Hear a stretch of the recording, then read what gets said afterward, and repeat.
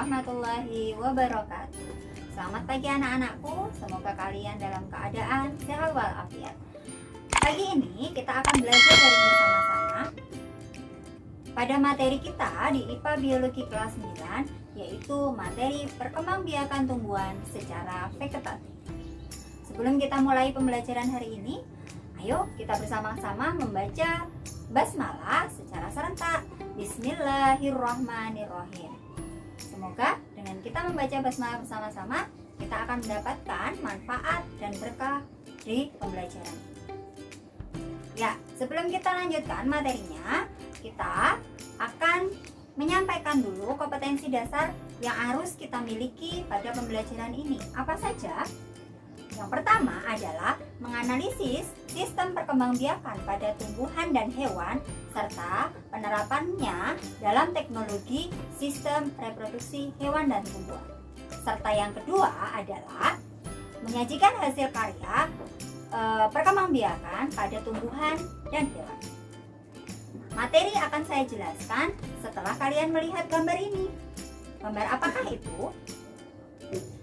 Ya, betul. Itu adalah gambar tumbuhan jambu.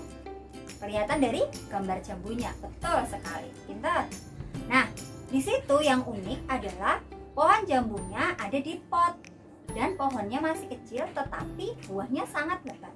Mengapa bisa seperti itu? Kok biasanya tumbuhannya tinggi, ini tumbuhannya kecil?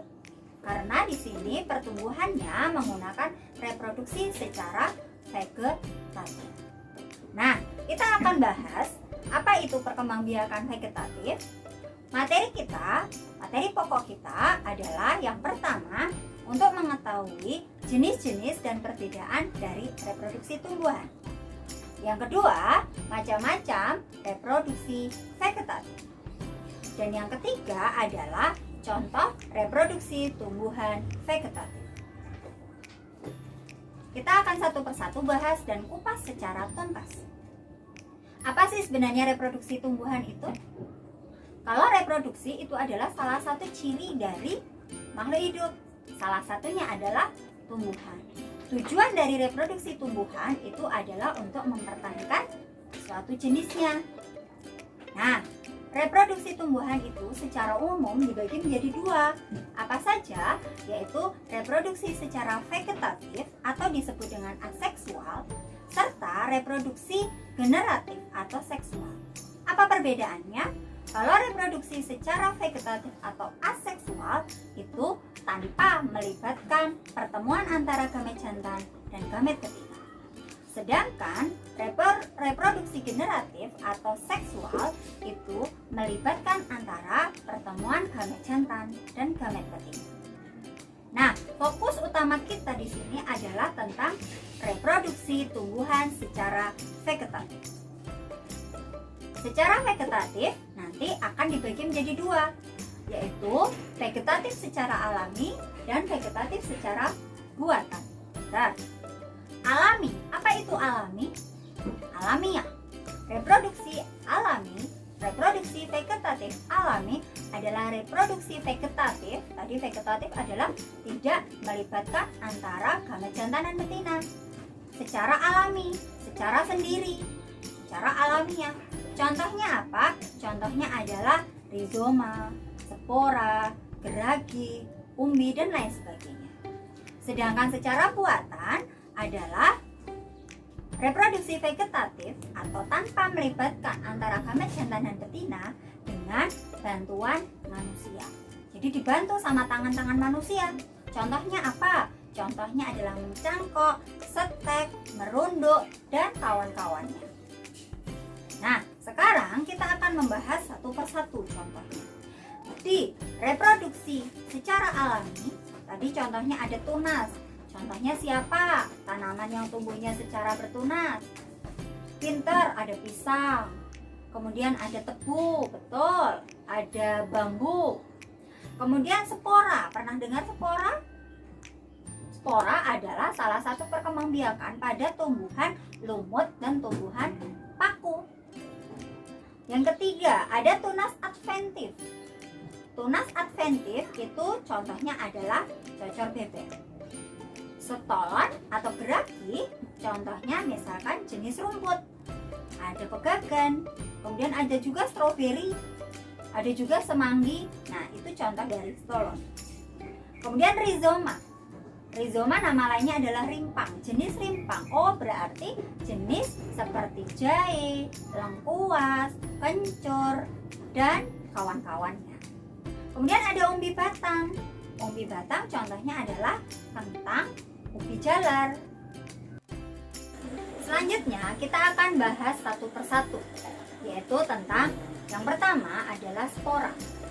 Spora, kalian sering sekali melihat ini. Spora itu biasanya terjadi pada tumbuhan paku dan tumbuhan lumut.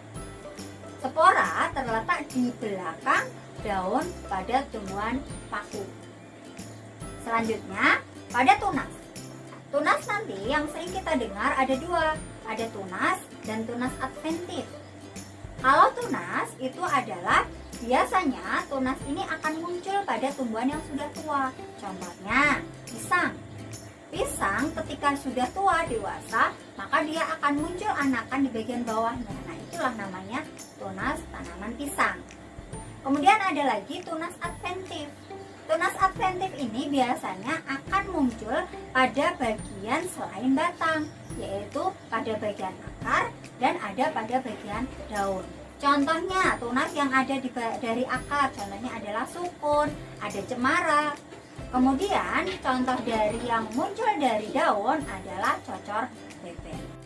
Selanjutnya, jenis reproduksi vegetatif secara alami. Kita akan bahas dua lagi, stolon atau geragi serta rizoma atau rimpang. Nah, apa bedanya di sini?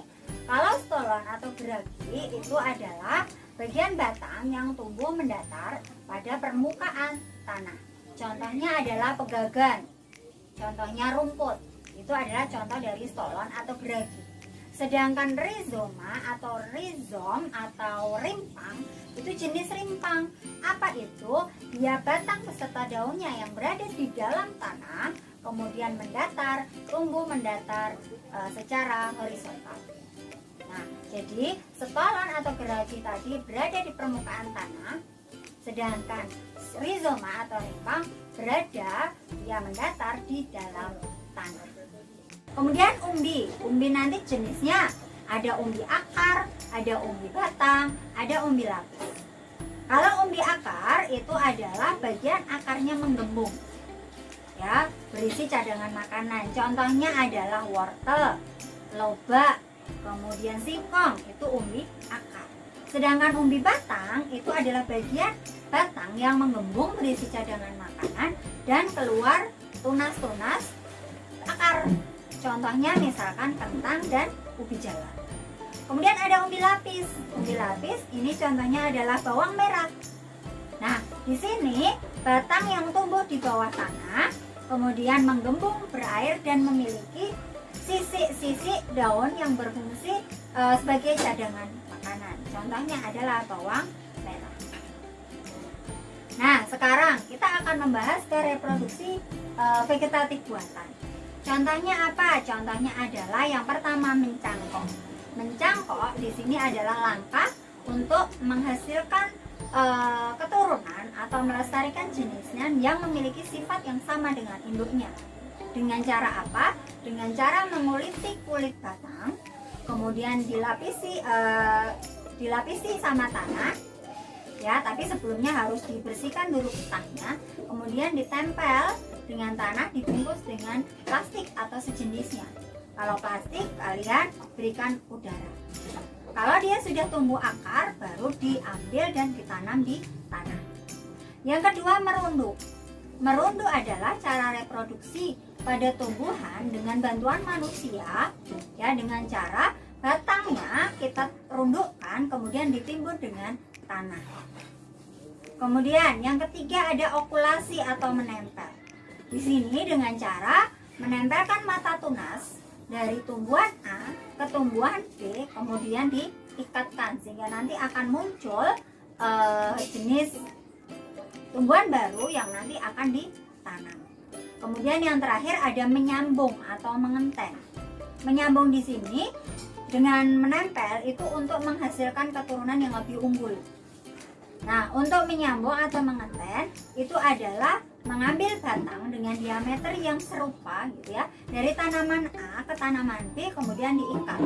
Nah, sehingga tanaman ini akan menghasilkan tanaman yang diinginkan.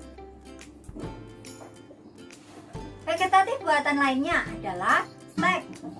Stek itu dengan cara mengambil bagian batang atau daun kemudian ditanam sehingga muncul tunas baru. Kemudian yang paling populer di sini dan berbeda dengan yang lainnya karena membutuhkan biaya dan waktu yang lebih lama adalah kultur jaringan. Kultur jaringan ini adalah mengisolasi bagian dari sel atau jaringan suatu tanaman pada kondisi aseptik atau steril. Biasanya tanaman-tanaman seperti anggrek itu digunakan menggunakan kultur jaringan. Nah, materi kita hari ini selesai pada pertumbuhan reproduksi tumbuhan vegetatif. Pertemuan depan episode berikutnya silakan simak gambar berikut. Kira-kira kita akan membahas apa ya? Di situ ada bunga, kemudian ada lebah. Lagi ngapain? Oh, kita akan membahas tentang bunganya, tentang lebahnya yang menghisap tanaman. Kita episode berikut. Terima kasih untuk hari ini. Bu Umi mohon maaf jika ada salah. Assalamualaikum warahmatullahi wabarakatuh.